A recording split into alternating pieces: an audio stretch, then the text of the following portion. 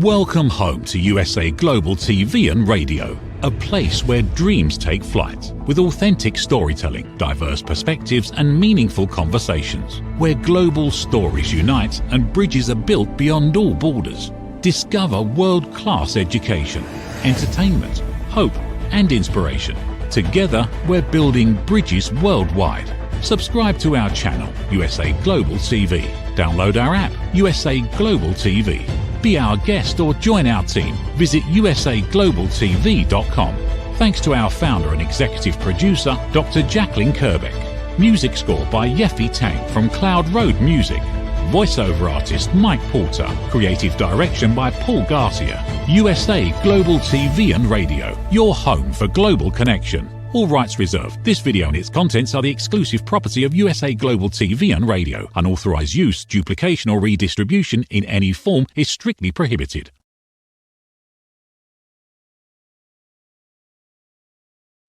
Could it be that it's Monday again? How fast do these weeks go by?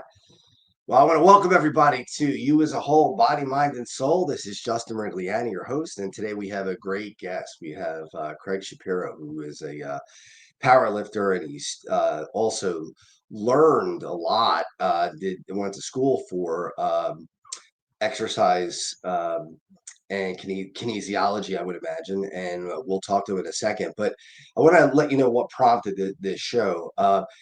I've said this many times on the show that I am not one of those people who would call himself a well-rounded person.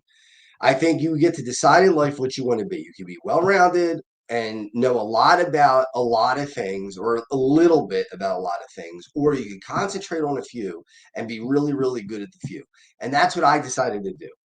I wanted to be really good at a few different things, and that was it. I don't care about other things. I don't care about, 17th century literature, all that stuff, things that just don't, I don't know how to play chess. I don't know all these things. But yesterday I was talking about supplements. I was talking about, in particular, RFK Jr. And I said that RFK Jr. is on something. Now, I don't believe it's steroids. I do think it is a TRT, which is testosterone replacement therapy.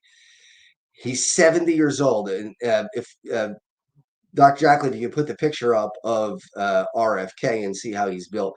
There's RFK there at 71 years old. Now, you can't tell me that is natural at 71 years old. Have you seen a 71-year-old that is that jacked? It's just, unless you are a genetic freak, that's not going to happen. That's not going to happen. Now, I am all natural. I was the two pictures of me, if Dr. Jacqueline, if you can put those up, one was at 49, one was at 50. Now I'll show you one of them. That's 49 years old. Okay. That is about as big as I get. My arms at that time were about 20 inches. Naturally, I weighed 200 and some pounds. We don't have the other picture, but that's okay. But this is one where you can see there's shoulder development, there's muscular development. Do I expect to look that way at 71 years old? No, I do not expect to look that way at 71 years old. At 50, I look that way. I'm actually bigger now than I was in that picture and more muscular.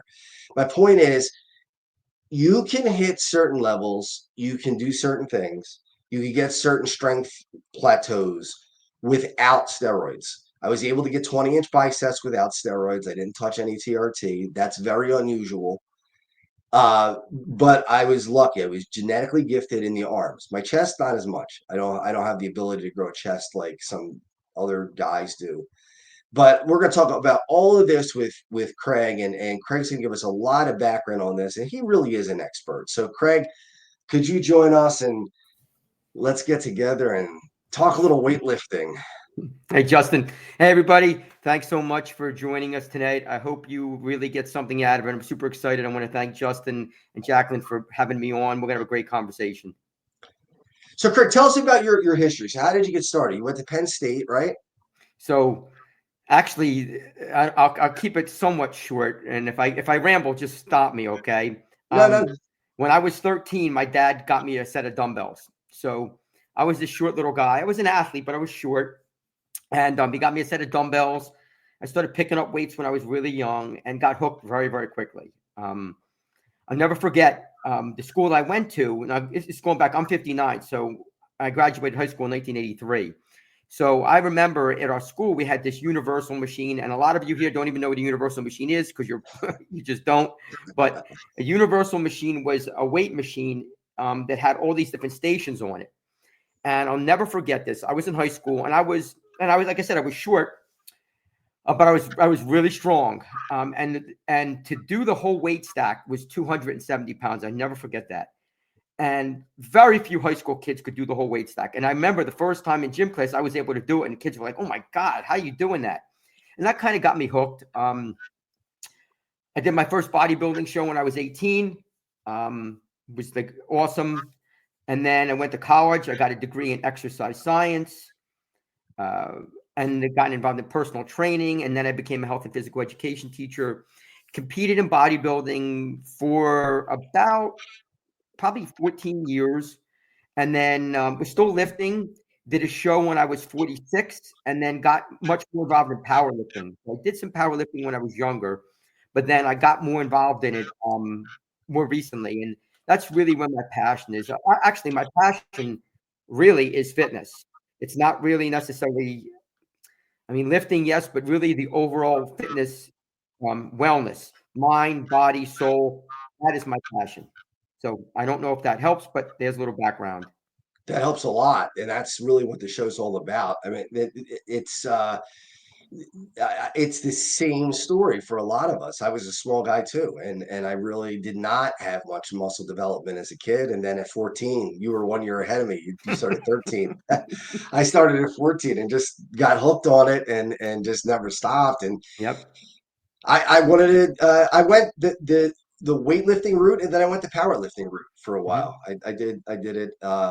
We did it at different weight classes. I was 240. I was a pretty big guy, so I was up to 240 at one time, and I decided to scale it back. But do you agree that where are your thoughts on power versus aesthetics? Where is the, because I can tell you right now, I don't bench what I benched when I was 240.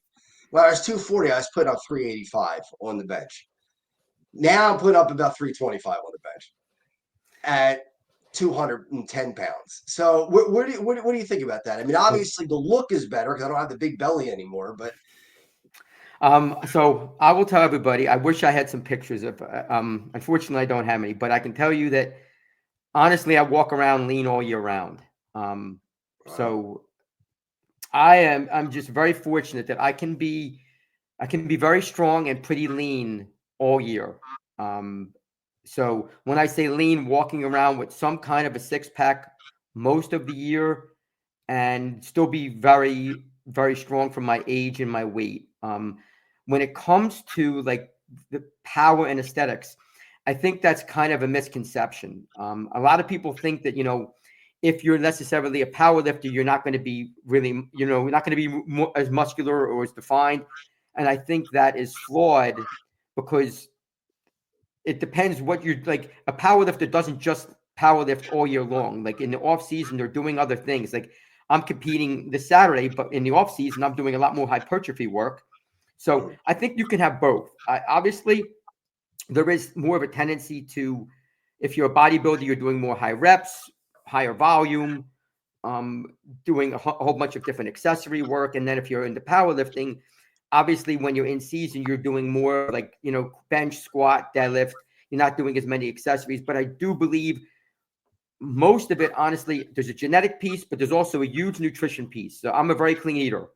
I eat clean all year long. So that's just kind of my thing. I don't, I can keep going. I can go as long as you want me to go. But I think that you can have both. There's definitely going to be tendencies.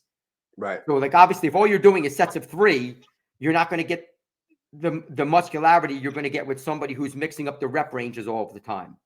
But I don't know. But anybody who's just doing sets of 3 is an idiot anyway. Yeah, I mean that's where you're trying to get the power. That's where you 1 to 3 rep range is where guys try to put out the well, and women too now that are into Yep. powerlifting, try to get that 1 to 3 rep range and stay in there. Now, I've read some new literature and I've talked to some I can't wait to hear this. yeah, they are not sure, and I don't know how you feel about this, that you could grow muscle in between 1 to 30 reps. Have Yeah, you so heard it's like that new 5 to 30. It's like 5 to 30? so Yeah. it's okay. Anybody listening? BS. BS. And I'll simply Justin, I'm so glad you brought that up. So here's what I'm going to say to everybody. Okay. It's true that the rep range is like 5 to 30. That's like this new scientific study. But I'll ask anybody here, if you're serious into training, when's the last time you did 5 sets of 30 on a squat? And I'm not talking about doing 30 body weight squats. I'm talking about with weight. Because the problem is that when you're doing really high reps on major compound movements like a deadlift, a squat, a row, a bench, there's no way you're going to be able to do that many reps because the first group of reps are so easy. Like if you're doing a set of 30, the first 15 are like nothing. You're just warming up. So yeah, maybe for some accessory movements like a bicep curl or tricep push down, I guess you could get away with that. But also, it's boring. It takes a boatload of time. And here's the thing. This is really important. Do you think your body knows the difference between 29 and 30 reps? I mean, anybody who thinks that obviously has no idea about any kind of training. Your body doesn't know the difference between 29 and 30, 25 and 30, 20 and 25. It just knows how much muscle is being used to pick up a weight. So I don't think there's an actual rep number. Like when I train and coach people, it's not about one number unless you're following a program that ties into that. Like if you're doing, let's say 5 sets of 5, that's a different story because then you're in that very specific rep range. But Right. other than that, like people get caught up with a number of reps, like 5 to 30. I just don't buy in it. So if you do 4, you're not going to get any bigger. I mean, that just doesn't make any sense. It doesn't. We got a comment from Claire. Claire, let's see your comment here. So, hey, Okay. Claire, how are you? So she's just checking in to say hi. Hi, Claire. So I'll answer that question. So what about one set of super slow? So I'm guessing, Claire, you're probably on the younger side, I think. But I was around during the Mike Menser years. That was what Mike Menser, Arnold Schwarzenegger, all these guys. Mhm. Mike Menser was known for the guy with the one set, one all-out set. Right. That's what he was known for. It was his thing. I will tell you that I do think that if the one set is very, very challenging and very hard, I do think that you can definitely get better from it. And that's a difficult topic because when you get involved in things like volume, like how much volume do you need? That's going to vary so much on so many factors, like your age, your gender, your weight, how much experience you have, your stress level. There's just so many variables in it. That's why the science community is very, very difficult because it's just very difficult. I don't want to ramble on about it. I'm just saying that sometimes the scientific fitness community makes things much more complicated than they are because that's what they're trying to do. I can summarize getting bigger and stronger. Very simple, very, very simple. Get enough rest, get enough protein, eat well, use progressive overload, follow a plan. There you go. Now, I won't ask you because this is a question. It's always a loaded question when you ask a weightlifter this. No, but please ask whatever you want. Well, I've never touched testosterone. I've never touched steroid. Neither have I. Not once. Neither have I. So, okay, so we're both natural lifters. Well, you saw the pictures in the beginning of what RFK Jr. looks like at 71. Mm-hmm. In your opinion, in your expert opinion, do you believe that that is genetically possible at his age without TRT? I do think it is. I do. You do? Think, okay. I do. Okay. I do think it is because I don't think it's to.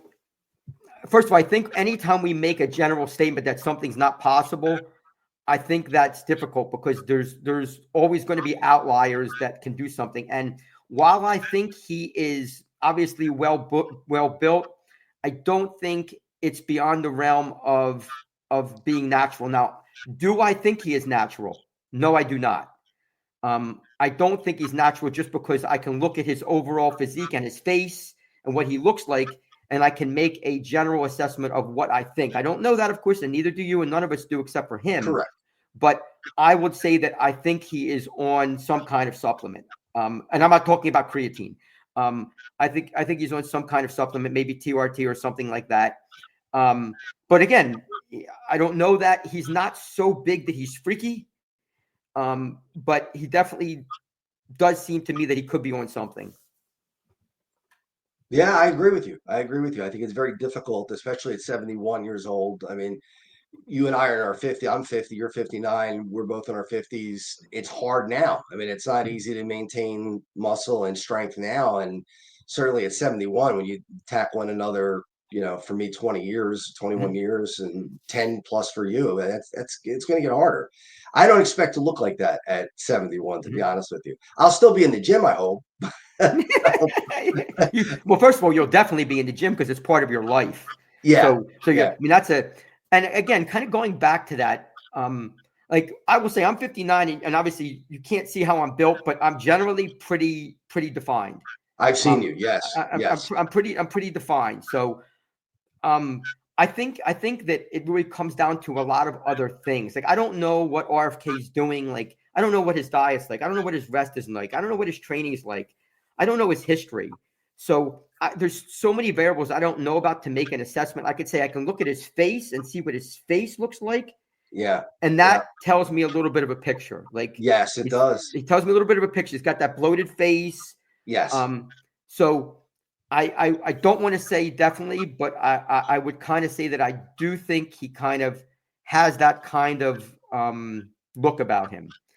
There's a question here. How much protein do you recommend daily for a highly active person? So there's my answer to that would be if you are picking up weights, there's different things. Some people say a kilogram, but generally speaking, I would say if you're taking in a gram of protein per pound or 3/4 of a gram per pound of body weight, so I'm 160 pounds.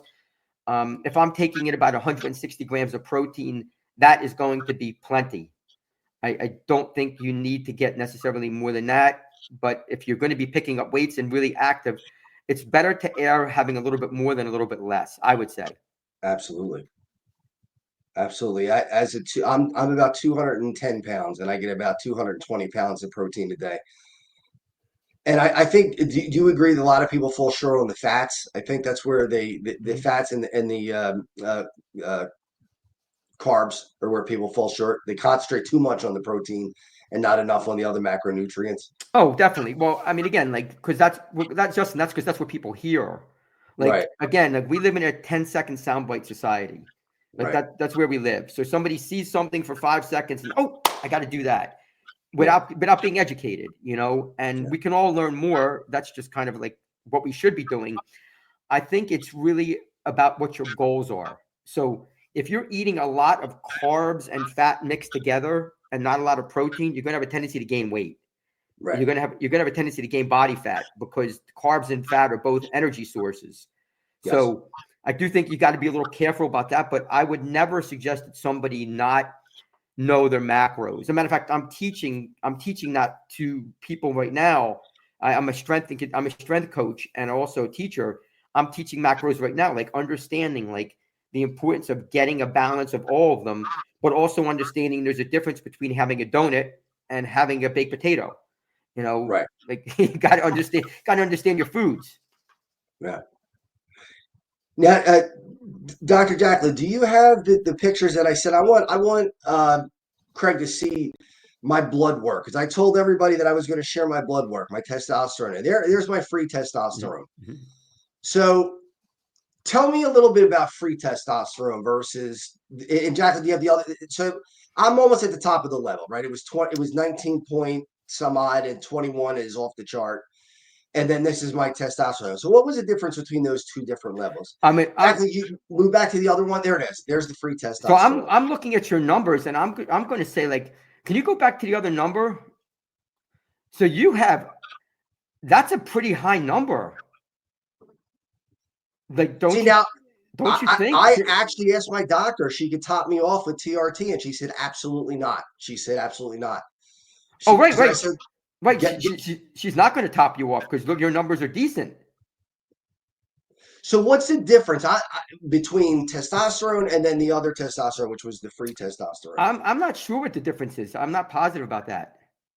Yeah, I'm a little shaky on that myself, to be honest with you. I mean, But I'm from what I've looking at. heard, Go on. I'm go sorry. ahead. No, go No, on. go ahead.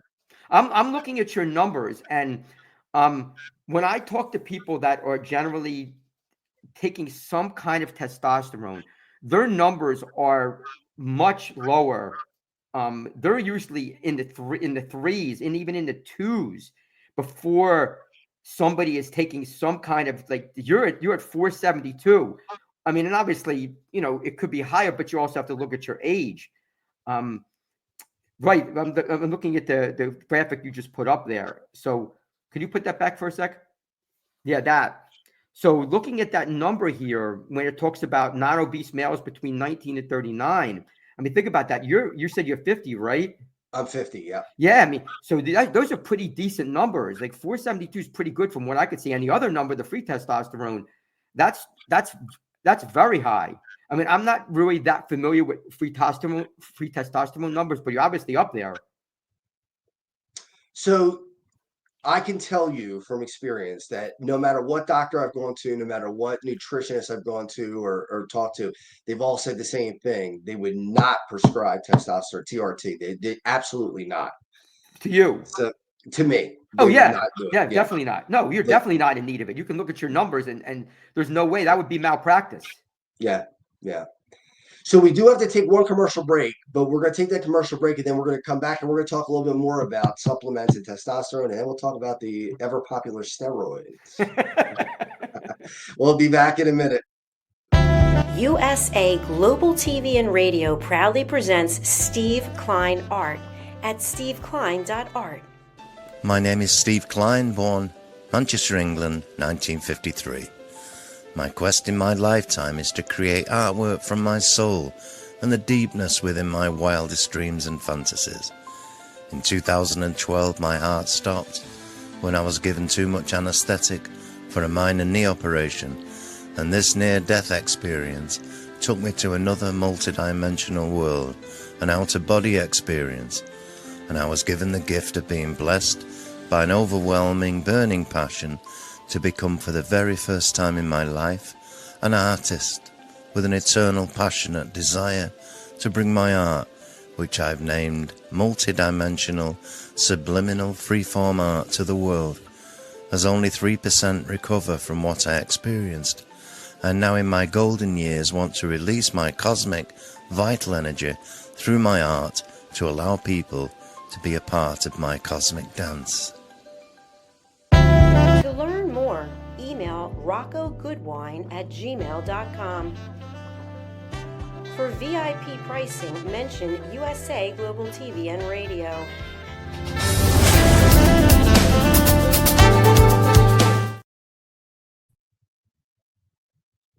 All right, we are back with Craig Shapiro. And Craig, I want to talk to you a little bit about, have you ever been tempted? I think I've been approached in gyms many times in my life from guys who are like, just take a little bit. You got 20-inch biceps. Could you imagine if you took steroids? You're benching 380. Could you imagine if you're on steroids, you'd hit 500? Have you ever had that temptation, or Yep. have you been able to? I know you haven't taken them, but have you ever been tempted? Yeah. When I was in my mid-20s, I used to go to a gym. Well, people aren't going to know what it was. It was called Powerhouse.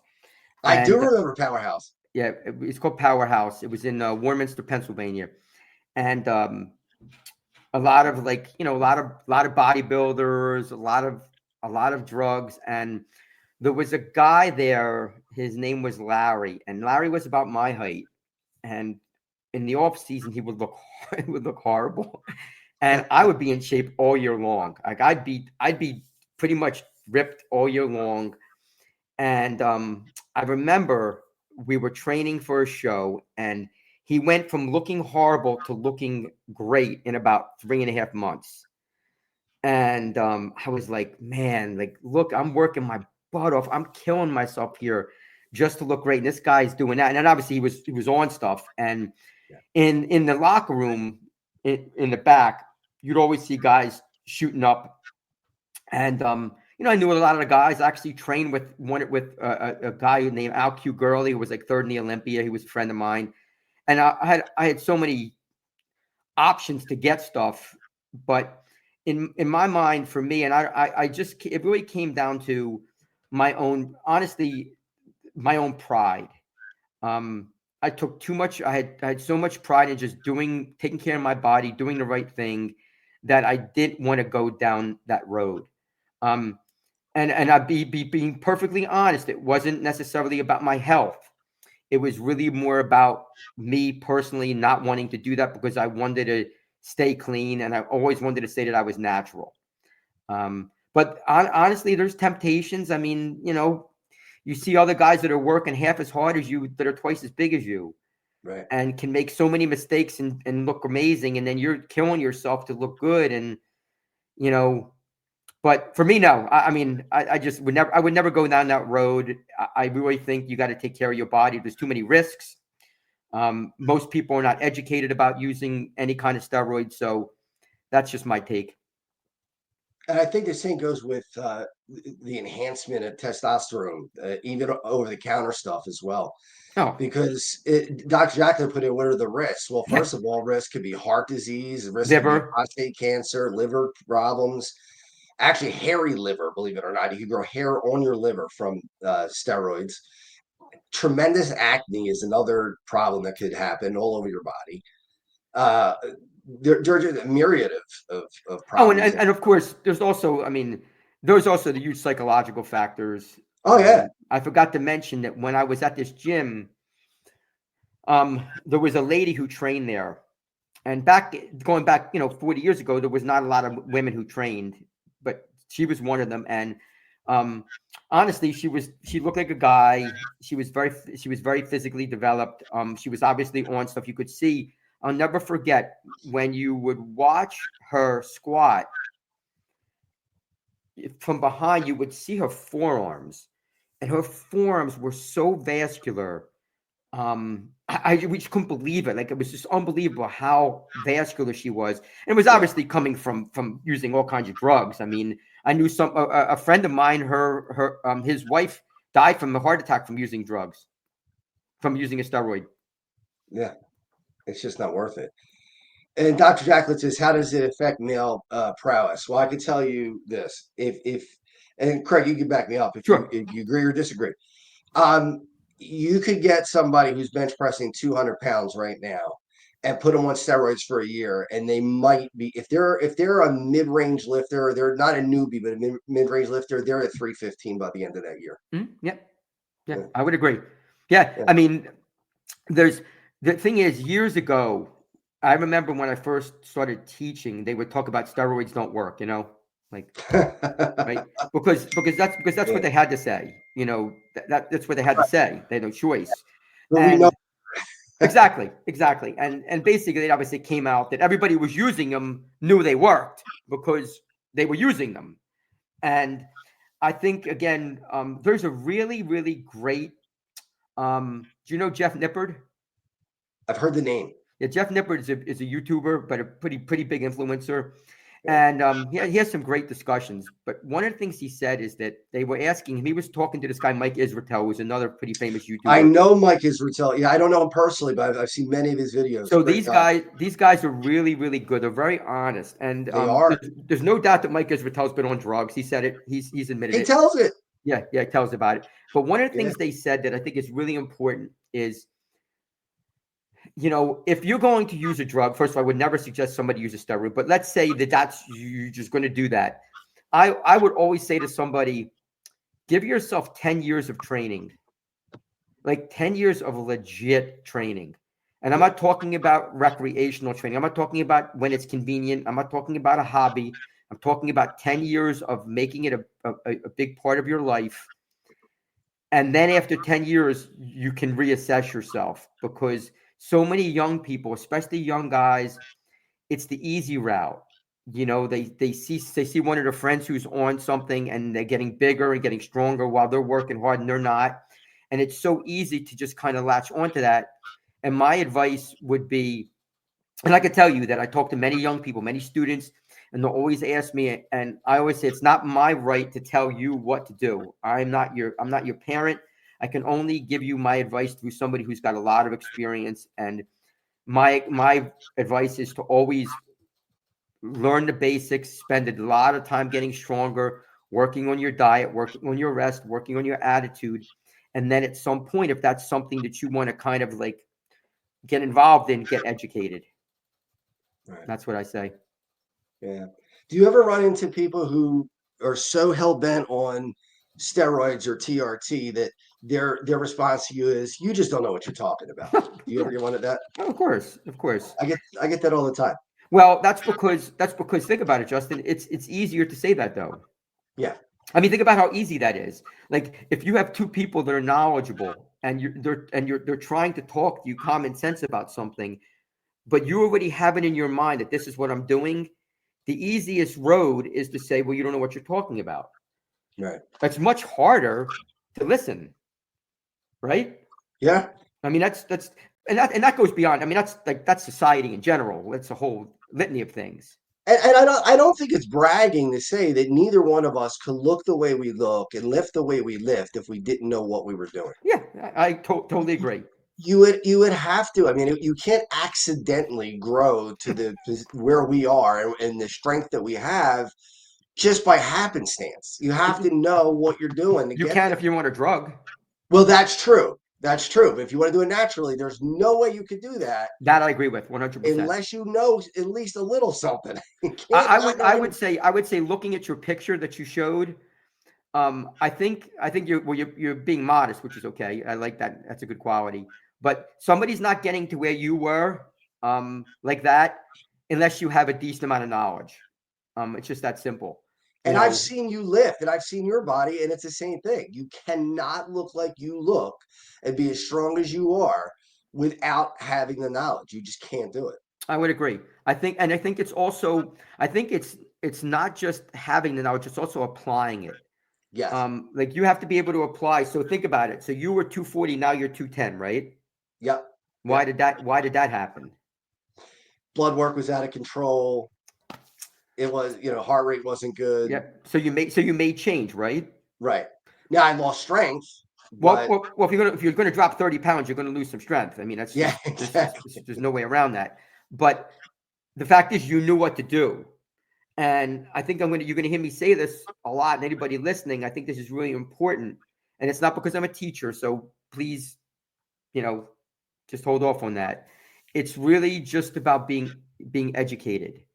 Like, get educated. There's so much information out there. Yes, there's a lot of BS, and yes, there's a lot of stuff that's wrong. But I think getting educated, listening to multiple sources, talking to people in person, finding out their history. I mean, Justin and we just got to know each other, and he's having me on because he trusts what I'm saying, and obviously I'm on because I trust him. Otherwise, I wouldn't be on. And I think that's just that part of being educated and knowing. This is a great way to think about it.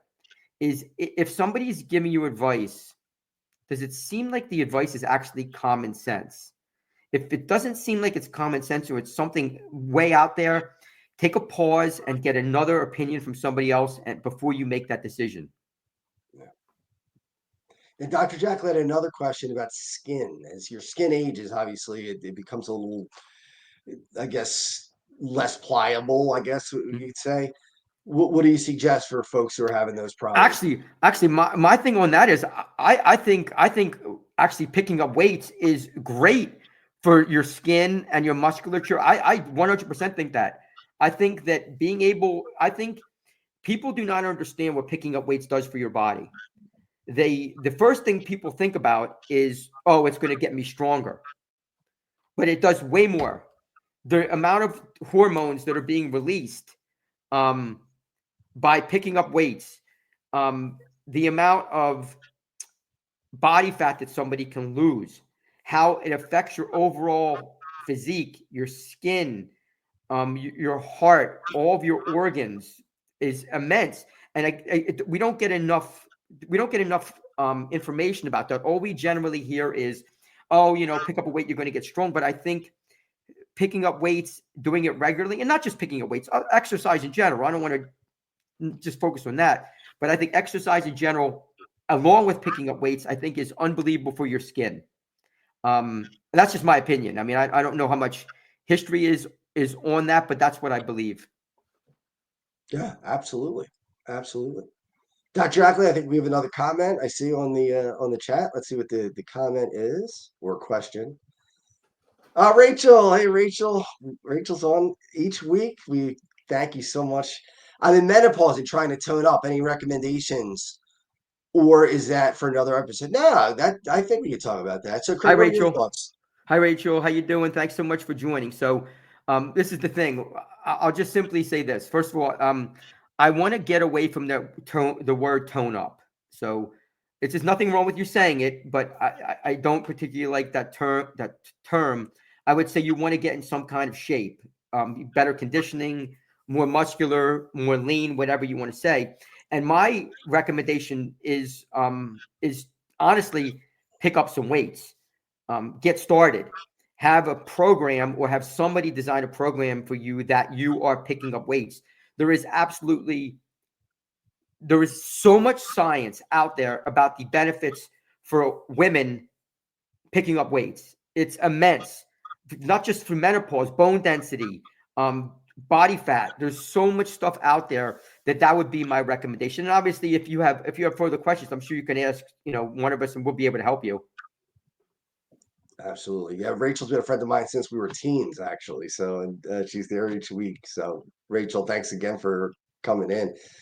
So, Dr. Jacqueline's been the strongest that she's ever been. I know Dr. Jacqueline's in her 60s, early 60s. So, that's pretty impressive to be the strongest you've ever been in your 60s. That's pretty good. But her skin, she still has issues with skin. So, yeah. I think. Yeah, my answer to that is I think, again, when I say exercise, I think is beneficial to your skin. I do believe that. I think just staying tight, bracing, breathing, I think is very helpful in exercise in general. But the reality of it is, if I don't look the way I'm 59, I don't look like I did when I was 30. So I mean, the aging process is the aging process, and unless you are very, very unless you're very gifted in that aspect, I think there's going to be some aging that is going to happen no matter what you do, unless you're taking some kind of products that help with wrinkles and things like that. Right. Or skin. Yeah, exactly. No matter, and I don't think there's anything you can do about that. Yeah. Father Time's undefeated. Father Time doesn't lose. That's for sure. But I do think that exercise honestly helps with it. I mean, it does. I do believe that. It does. Now, what are your thoughts on cardio? Because I started jumping rope. I started doing it. Actually, I don't use a rope because it hits a ceiling. So it slows me down. So I just do the spins and I do the boxing. You know how boxers jump rope? Sure. It's a boxer jump. The boxer jump. Yeah, I do the boxer jump. And I got it up to 2. I can do it for 2 straight hours now. I could do 2 hours and just 2 hours. I can jump rope. Really? And just do that. But yeah, without a rope though. I don't have the rope. Still, that's good, man. That's super impressive. So that's really honestly what dropped a lot of the weight, was being able to do that kind of cardio. So are you a cardio guy too? Like, I know you talked about weightlifting a lot and you said all exercise is good. Yep. How much time do you put into cardio? And the second part of that question is, how much do you worry that the cardio is going to take away some of your muscle mass? So that, I'm glad you brought that up. So I was actually, I've done racquetball at a high level. I wrestled at a pretty high level. I biked and ran at a pretty high level. Ran a marathon. So I've done a lot of cardio. Right now, I'm not doing a lot of cardio just because of what Justin mentioned. I feel like, and I'm not talking about walking. Like, I walk a lot, and I think walking is one of the best things you could do for your body. One of the best things. But as for like intense cardio, like running or doing like an elliptical or things like that, I don't do a lot of that. Very, very small bouts of it at a relatively low intensity, because that's not something that I am necessarily seeking right now as somebody who's a powerlifter. Because I think if you do too much cardio, it definitely will zap your strength. There's no doubt about it. Yeah. And I can tell you that because I had to cut weight last year and I did cardio to make weight, and it really hurt my strength a lot. So I think cardio is incredibly beneficial. It just, again, it depends on what your goals are. I think if you're not necessarily competing, I think that mixing cardio and picking up weights is a great idea. I think it's awesome. Yeah, I'm looking at I do weightlifting max out classes, spinning. Yeah, I do yoga. I think that stuff's great. I think mixing stuff together is what you should do. I don't think you should ever just do one aspect of training. I just don't believe in that. And even though I am a power lifter and lifting is my main source of exercise, I teach yoga. I do yoga. I do yoga every day. Every single day I do yoga. I walk a lot. Again, I'm not running a lot or doing those other things because I can lose weight very, very quickly. And that's not really my goal. So I guess I hope that answers the question. No, it does. It does. That's the rub, I think, for most of us is how much cardio do you do to stay healthy versus the muscle loss, wanting to keep that balance. How much downtime do we need? Well, go ahead, Craig. Okay. So I guess that's Jacqueline, great questions. It is a very good question. Great question. So here's my thing on that. I'm glad you brought that up because I was going to mention an acronym, and I know, Justin, you're going to love it because I'm getting to know you. So I use the acronym FRAT, F-R-A-T, and I'm not talking about like a fraternity. I'm talking about like FRAT. So F-R-A-T stands for food, recovery, attitude, and training. F-R-A-T. And when it comes to the recovery piece, I think people are confused about what that means, like taking a day off or taking multiple days off. So I actually strength train 5 days a week, 4 or 5 days a week. It varies on the week and whether it's off season or not. But on the other days, I'm not necessarily resting. I'm not just lounging around on the couch eating yum yum donuts. I'm just not necessarily picking up weights. I might be doing yoga. I might be walking. I might be doing other things, but I'm not just vegetating. And I think my question to you would be, what do you mean by downtime? Like if downtime is not going to the gym, that's fine. You don't need to go to the gym every single day. I mean, you can if you want, but you don't need to. And that's the other side of it. There's nothing wrong with going to the gym 6 days a week. It just depends on what your goals are, your planning, your programming, how hard you're training, and a lot of other factors. But I think people get confused when they think of downtime. They think of, oh, I'm not doing anything. And if you're just sitting on the couch watching TV all day, to me, I call that lazy. That's just me. So don't hate the speaker. And I know we don't have enough time to get into it, but maybe some other time we can have you back, Craig, and talk about the difference between systemic fatigue and local fatigue, because those are two different things. And systemic fatigue, it can take months to years to recover from if it's abused too much. That's what happens when people. That's what happens when people overtrain. They train hard. Exactly. They train hard. I had that happen with somebody I was helping a couple of years ago, and I kept saying to him over and over again, "You're not listening. You're training too hard." Well, I'm not getting bigger. You're training too hard. You're training too hard. You are going to overtrain. You're going to have systemic fatigue, and then you're not going to be able to train. And that is exactly what happened. He went over the cliff. And once you do, it could be months to years to recover, which people don't believe. They think that's crazy. They say it can't be years. Yes, it can. And it's also the emotional piece. Yeah. It's like if I said to you, Justin, man, oh my God, you're 210, you look great, man. You're benching this. If somebody said to you and you overtrained and now your bench went down, your weight went up, you'd be emotionally scarred. Yes. You'd be emotionally scarred. I've seen that happen with people because they just don't understand. Like it's a balancing act. The guy that I train with, they always joke with me because I'm very conservative. Like it's rare that I'm ever going all out in a training session. Now I'll go close to it, but I don't usually go out. I save that for the meets. And my thing is that's because I don't want to be so fatigued constantly that it's going to affect my next workout. So I'll say that again. One of the things that's really important about training is if you're training so hard that you cannot come back and do the next workout properly, that's not a good thing. Okay, you should always be able to come back and do the next workout. And if you keep doing that, you will have systemic fatigue instead of localized fatigue. What is the question? Tips to prevent injuries from Why don't you answer that? Because I'm talking a lot. No, you're doing great. No, this is good stuff. I think you'll agree with this. The tips are you have to use right form. I mean, I think that's the number one thing is if you use right form and the right amount of weight. If you're curling and you're using your back and you're jerking that weight up, you're not. First of all, you're not training the muscle that you want to train, and secondly, you're putting strain on parts of your body that you don't want to put strain on.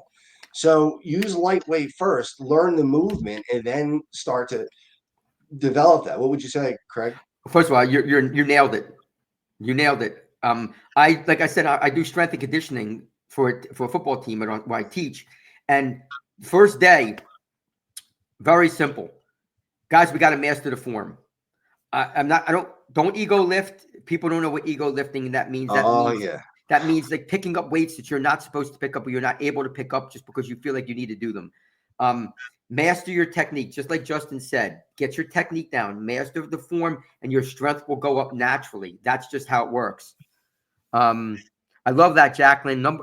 So you said, Jacqueline said it's the number one tips to prevent injuries. Obviously, like Justin said, master your form, recover enough, eat the right foods, do some mobility work.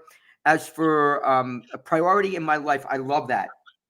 I think that is. So, Justin, let me ask you a question. Sure. On a scale of 1 to 10, how important is exercise to you?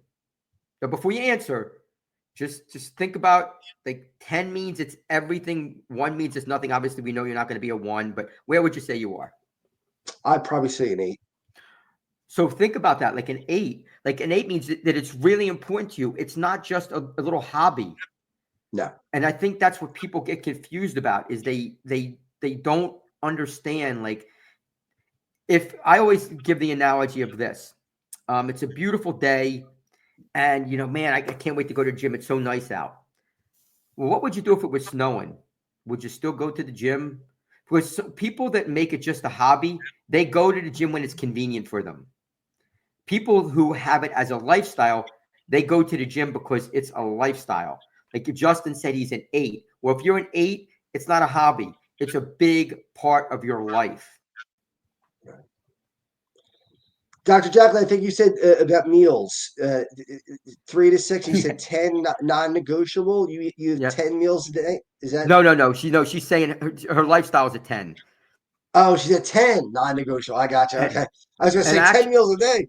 Oh my goodness! And actually, I would say that honestly, I would say that I am. I'm basically a 9 or a 10 almost all the time.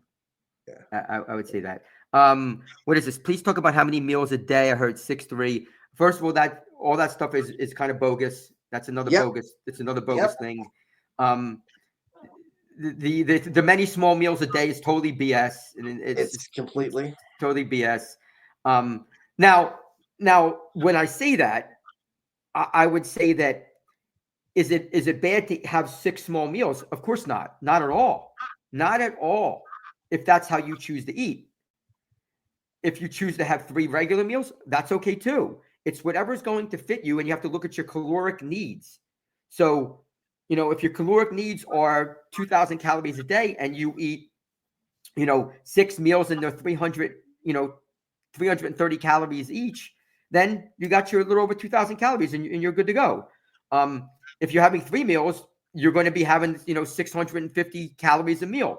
And that's okay too. It depends what's really going to work for you. Me personally, I am kind of a small meal guy, but that's just me. I don't like the idea of feeling very, very full. It just makes me uncomfortable. So for me, I'm more of necessarily a snacker, but that doesn't have to be for everybody. Like the calories are the calories are the calories. So if you have 2,000 calories from 5 small meals, fasting and bulking up, is it possible? Body recomposition, right? Well, first of all, you can't turn muscle into fat. You can't turn fat into muscle. They're 2 totally different things. So absolutely 100% correct. So you can't do that. That's a misconception. It's been around for years. That's a huge misconception. Yeah, I will say this. um, a lot of this comes down to where your current physical condition is. So, for example, like I said, I'm competing on Saturday, and when I started my weight cut, I was about 160 pounds. Today I was about 155. I can still be as strong at 155 as I can be at 160. We're very, very close to it. But I can tell you right now, if I got down to 148, it would be very hard for me to be as strong at 148 as I am at 160. Right. And it's just there's just less body mass. I personally, first of all, to me, bulking up, I hate that term. I hate it. I hate it. I hate it. I hate that term. Just because, what does that mean? What does bulking up mean? You mean getting bigger, or getting fatter, or getting stronger? No. You don't know. I was just jacking. I'm just joking with you. I just hear that term a lot. Kids say it to me. Shap, I'm doing a dirty bulk. You know what a dirty bulk is? Dirty bulk. Yes. Yeah. That's a terrible idea. Eat whatever you want. Eat whatever you want. Whatever you want. You know, I think that the term bulking up, if you mean getting stronger, it is true that and Justin, you touched on this in the beginning. Your bench at 240 was higher than it was at 210. Yeah. I mean, that's just, you got more body mass. I mean, this is the way it's going to be. And also, it's also important to without rambling on forever and ever. At 240, you were also still muscular. Like, you weren't just fat. You know what I mean? Like, if somebody's just obese and they never pick up a weight, they can lose weight and get strong because they've never picked up a weight. So that's a totally different thing. Fasting, I think fasting can be okay. I mean, I think it's another technique that can work once in a while. I wouldn't do it all the time, but I think anytime that you're mixing things up, shocking the body, I think it can have a short-term effect, not long-term. Craig, would you agree that and really what Dr. Jackson's talking about is body recomposition? I believe a lot of the studies that say don't chase two rabbits at the same time. Yep. So chase the rabbit of losing the weight first, lose the strength, and then build the strength back up after. If you try to do both at the same time, you're going to catch neither rabbit, and you're going to wind up in the same place you are right now. Well, first of all, you can't do both at the same time. Right. You can't do it. Right. Now, let me just put a caveat on that. It depends where you're coming from. Like, if you're somebody who's just starting, if you've never picked up a weight, of course you can do that because you've never picked up a weight. So the second you pick up a weight, you're going to get stronger no matter what you're doing. Correct. But I'm talking that this comment is more for somebody who's intermediate, somebody who's been doing it. So if you're somebody who's an intermediate lifter, somebody who's been doing it for a while, it is extremely hard to be in a calorie deficit and get stronger. Extremely hard. Especially if the calorie deficit is pretty severe. So, I mean, if you're in a 100 calorie a day deficit, I don't consider that a calorie deficit. No. But if you're doing a 500 calorie deficit, 600 you're not going to be able to do that. Not if you're somewhat advanced. No, I found exactly the same thing when I did it. Yeah. You're not, I mean, but like you said, I'm stealing that. I'm stealing that. Chasing the rabbit. I'm stealing that. Good. Okay. Yeah. I like that. Yeah. I love that. I'm going to say that to my students tomorrow. You can't chase two rabbits. Like, pick the one that you want to follow, because I think that's great, because a lot of people think like, you know, I want to get lean, but I want to get stronger. I think you can get lean and keep a lot of your strength. I do think you can keep a lot of it, but I think it's unrealistic. You know, I mean, I think about myself, like, you know, my last bench, I benched 280. And I think at that weight, I was around 159, I think. Wow. My goal was to be able to do that. You know, when I compete, my goal is to be somewhere around that 275, 280. But I'm still going to be around that weight. I'm not going to be at 148 because I'm going to eat right after I weigh in. So I think again, that it's the nuance of it. Yeah. And I know that we're running out of time, but one thing I want to say, we never even talked about. You and I could probably go on forever. We should do more shows together. Geez, we never even talked about the topics that we were supposed to talk about. No, we did. We got into the supplements and stuff like that. We talked about the steroids and the TRT. Not a lot, man. We didn't even talk about supplements people should take. Oh boy.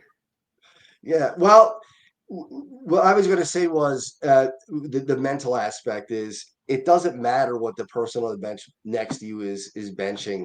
It doesn't matter how much they're lifting. Look, I bench press next to guys that are putting up 450, 500. And does that make my bench weaker? No. I bench the same amount of weight. It doesn't subtract.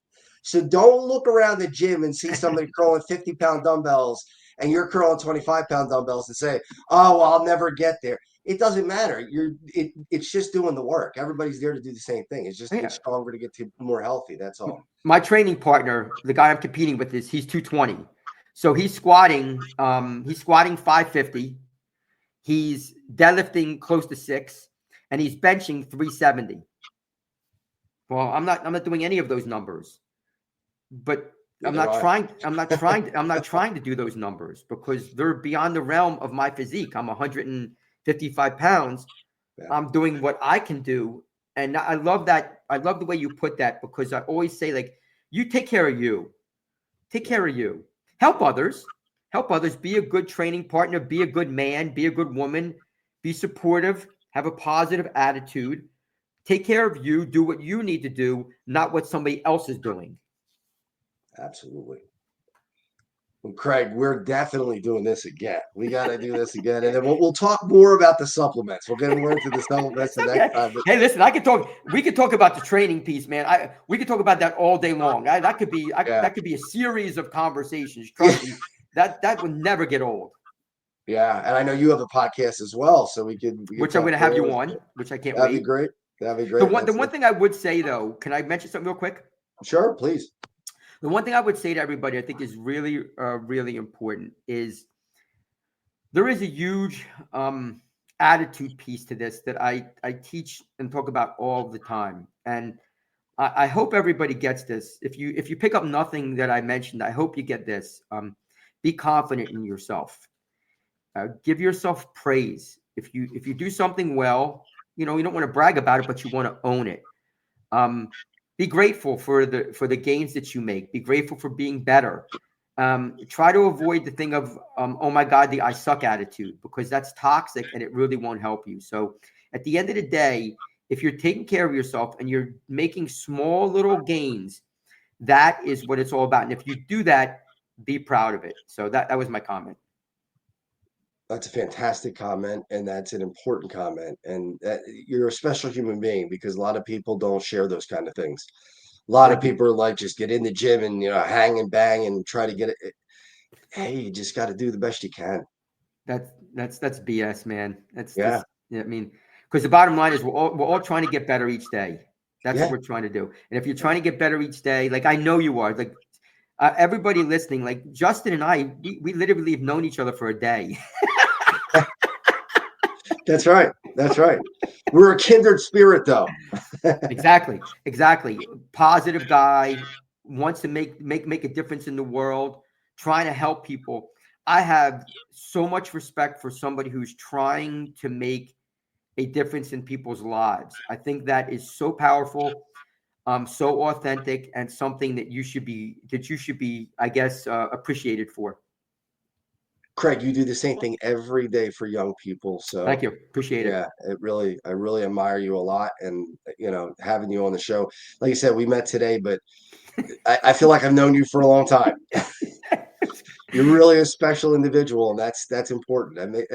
It's really gratifying to have somebody like that on the show. I appreciate that. We share the same values. It's just that simple. Well, and that's really what it is. I mean, when you're talking to somebody, you can get a very good gauge of their value system, what they stand for, their beliefs, what kind of person they are when you spend an hour talking to them. Absolutely. All right. So, ladies and gentlemen, we want to thank Craig Shapiro for not only being so authentic, but giving us great advice and sharing with us the things that he shared. Really, really important stuff. We are out of time, so we're just going to run the commercial. We got. I know, Craig. We could go forever, but I know Dr. Jacqueline's going to want to run it down now. We're going to run our commercial for my charity event that's coming up August 23rd, 2025, and then we will come back in the show and we'll get ready for next week.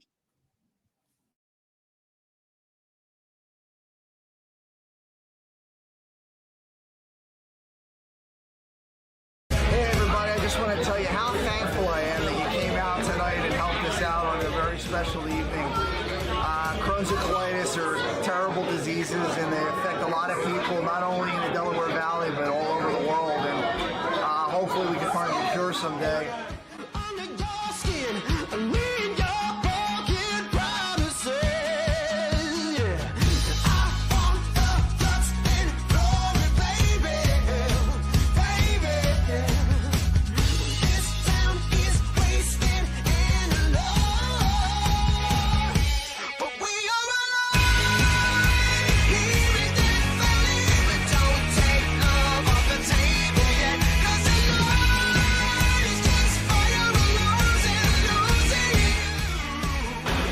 Nolan here with you at the Checkmates versus the Flyers alumni.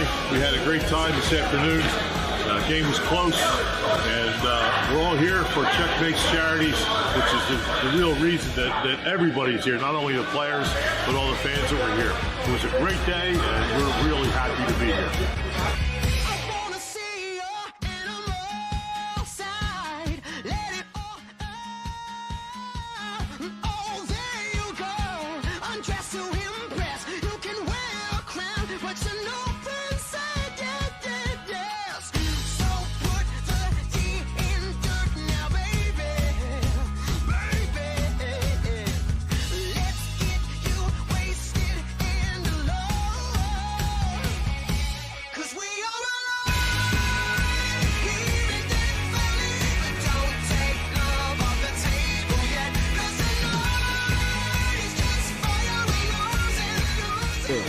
It was fun to be out here at the Northeast Skate Zone because the Checos were a pretty good team, and so we had a lot of fun with the charity. And it was good because they took it easy on us old guys. So we had a good time. So anytime you can do something for charity, and I know a couple guys on the other team, and just be on the rink, we all go have fun. Good times go. I'm either gone in an instant or here to the bitter end. I never know what I've got. I want to thank my family for all that they did to help me get through this, and there's a lot of planning that get done. It has to get done. I want to thank Nick's Roast Beef and Common Avenue for all they've done. Dr. Prieto for saving my life, finding the disease and treating me for so long, and the Flyers organization for all they do to help us raise money every year. So thank you, everybody. I appreciate it. I'll see you when I'm gonna see. Baby, I'm ready to go.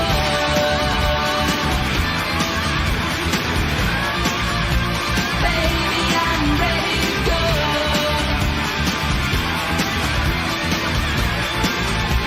Baby, I'm ready to go.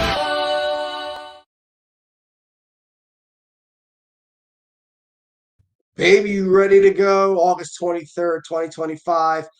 Been in touch with Mark Recchi this week, and all things look like they're on board. So we're going to get that game going. We need 1,000 people in that hockey rink, and we need 750 people in that restaurant that night. I want 1,000 hugs and 750 hugs that night as we celebrate life. And we are going to bring, and there's the website. There's the website where you can buy the tickets. It's www.checkmatescharity.com. Just going to have a ton of celebrities there. Mark Recchi, Brian Propp, Rod Brindamore, hopefully will be there. Kevin Dineen, perhaps. Again, these guys are in the NHL, so it's difficult to nail them down. But Mark Recchi, Brian Propp are already in. And Joe Conklin's going to do a comedy, 10-minute comedy sketch for us. And Rolf Benershka, the kicker in the NFL, kicked with an ostomy bag for 8 years. Kerry Frazier should be in the NHL Hall of Fame. It's a crime that he's not. Ed Bernstein, one of the greatest lawyers in the history of the country, let alone Nevada, came from Philadelphia. His daughter passed away, unfortunately, from Crohn's disease. And Mr. Bernstein, Ed, is going to be there and has become a good friend of mine. So get your tickets. $70. You get open bar, full buffet. You get to watch the game. You get autographs. You get to talk to the players. And that's what we're going to do. We're just going to bring Craig back one more time because we want to highlight him and give you a chance to reach out to him so that if you want to be trained by him or if you want to you just get in touch with him in any way, shape, or form, he can tell you how to do that. Craig, please let us know how we can get in touch with you. Okay, well, thanks, Justin. I appreciate that. Sure. Yeah, obviously, I have a YouTube channel. It's called Cutting the Crap with Shap. You can contact me there. I'm on Facebook, just Craig Shapiro. On LinkedIn, there's the Facebook, the YouTube channel. My email is boomerizzy, so BOOMERIZZY @gmail.com. You can contact me there. Yeah, I mean, I'm on TikTok at I think it's CMS Dream Big. I'm not sure. But yeah, I mean, you can get in touch with Justin. He could put you in touch with me. I mean, I appreciate that. It's, not necessary, but if you need help, we have a question, you can always reach out to me about any type of wellness. I'd be more than happy to help. And that's the kind of person that we're looking for on this show. And we really appreciate that. So Craig, again, thank you so much for your time, for your openness and everything you shared. Really, really appreciate it a lot. Yeah, thank you, Justin. I love the conversation. I can't wait to have you on. And I just appreciate all that you're doing. I didn't realize. Do you know I had Brian Propp on my podcast? I did. I watched it. It was great. Yeah, so fantastic. That's awesome that you're doing that. I appreciate that. Yeah, hopefully, if you're around, you'll be able to be there. It'd be great to have you there. Yeah, I'd love to do that. That'd be great. Craig, thank you so much. Really appreciate it. Justin, thank you, my man. I appreciate you. I'll be in touch. You got it, my man. Take care. All right, everybody. Thank you so much for your time. I know we went a little over this week, but man, was it well worth it. What a great, great guest we had. Craig Shapiro, just an absolutely wonderful human being. Dr. Jacqueline, I know she's not feeling well tonight, but she hung out through the extra few minutes that we did the show, and I want to thank her for that as well. So thank you all. We'll see you next week on You as a Whole, Body, Mind as Whole on USA Global TV and Radio. What if one simple skill could change the way you connect with the world? What if listening could open doors to deeper relationships, stronger businesses, and a better you? Dr. Jacqueline Kerbeck, the Listening Mentor, brings you USA Global TV and Radio, a space where voices are heard, ideas are shared, and global communities thrive. Through the elevated listeners' courses and books, you'll master the power of listening, set boundaries with confidence, and transform conversations into opportunities. Join us. Listen, learn, elevate. Whether you're a leader, a coach, a business owner, or someone seeking stronger connections, your journey starts today. Subscribe, learn, and transform today. We face daily cyber risks, spending over 7 hours of screen time, including 4.5 hours on mobile phones. This convenience comes with significant dangers, with cybercrime costs predicted to exceed $10.5 trillion by 2025. In 2023 alone, seniors lost over $3.4 billion to cybercrime. Our goal is to make social engineering concepts of cybersecurity easier to understand. We work with business teams, senior living facilities, investment companies, and educational institutions, both individually and in groups. We offer real-life examples to help you recognize and prevent attacks, with sessions available both in person, in selected regions, and remotely. Schedule your training session, or to learn more, contact us today. Call us at 847-845-9360. Email us at info@cybersecurityeasy.com. Protect your team and family with cybersecurityeasy.com. USA Global TV and Radio proudly presents our partner and sponsor, Mr. Philip Sykes and the British School of Excellence. Building confidence, changing lives. And now, proudly presenting the Polished Professional. On a transformative journey with the British School of Excellence's comprehensive suite of masterclasses, crafted to elevate your professional and personal life. 8 outstanding modules will elevate you to the next level. Module 1, Exploring Life's Purpose, delves into the depths of self-discovery, guiding you to chart your unique path to fulfillment and success. Module 2, Mastering Professional Presence and Confidence.